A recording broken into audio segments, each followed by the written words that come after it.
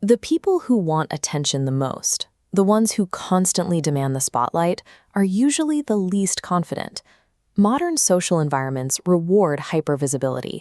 We are surrounded by social media flexing, constant oversharing, and a culture that assumes the loudest person in the room is the one in control. It is easy to mistake this noise for status, but visibility and authority are rarely the same thing. This correlation suggests a specific pattern in human behavior.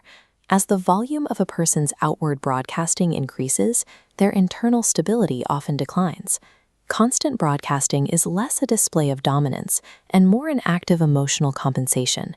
We are going to look at the hidden insecurity that drives attention-seeking behavior. By stripping away the performance, we can see why a quiet, self-contained presence often carries more weight than the most aggressive attempts at being noticed. When someone mistakes volume for value, they enter a cycle of exhausting effort. They spend their energy trying to convince others of their importance, signaling that they haven't yet convinced themselves.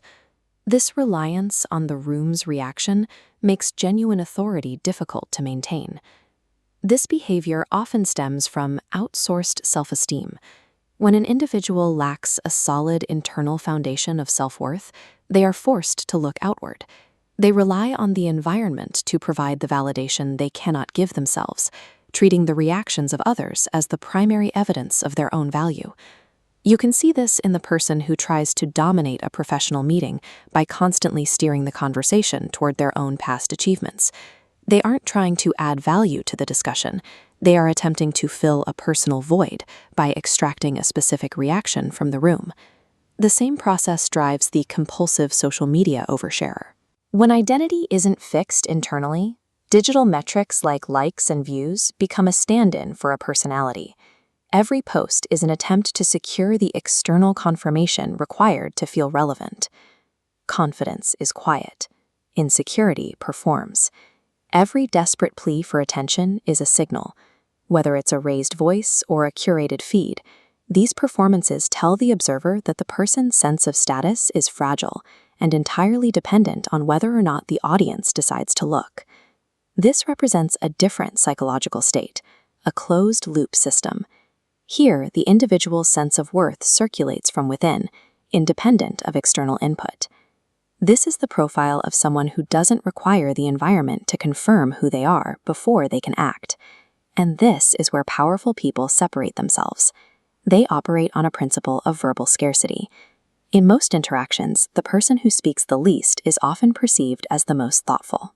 By choosing not to fill every silence, you allow your words to gain weight.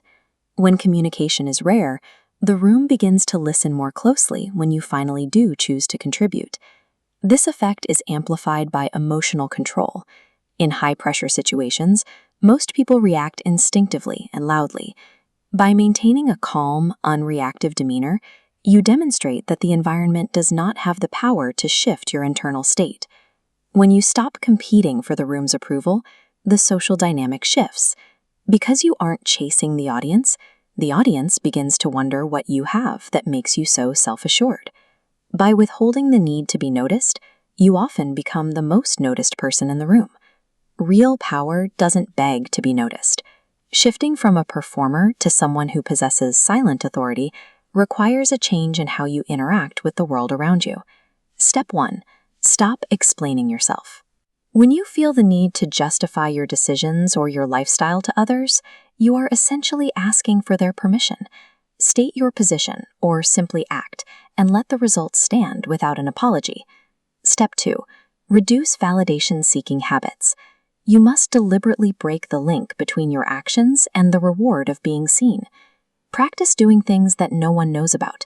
Reduce the frequency of your social media updates and observe how much of your behavior was previously driven by a desire for a digital reaction. Step 3. Build internal standards. Define your success by metrics that only you can see. If you hit a new milestone in your career or your fitness, try keeping it to yourself for a week. Experience the satisfaction of the achievement itself rather than the rush of telling people about it. Step 4. Practice calm energy. Master your physical presence. In tense moments, slow your speech and minimize unnecessary movements. This stillness suggests a level of self-control that a loud or frantic person can never project. Step 5. Let actions speak quietly. The strongest proof of status is a tangible result that requires no commentary. When your work or your lifestyle is evident, you don't need to describe it. Let the reality of what you've built do the talking. When these steps become your default, your identity shifts. You no longer feel the need to join the noise. You realize that walking away from the struggle for attention is in itself an act of strength. This is the foundation of the luxury mindset. Your attention and your presence are finite resources. They are not things to be bargained with or given away for free just to feel included. Once you stop looking for the world to tell you who you are, you gain the freedom to define it for yourself. When you are no longer asking for the world's attention, you are finally in a position to lead. Subscribe to Psych Peek for powerful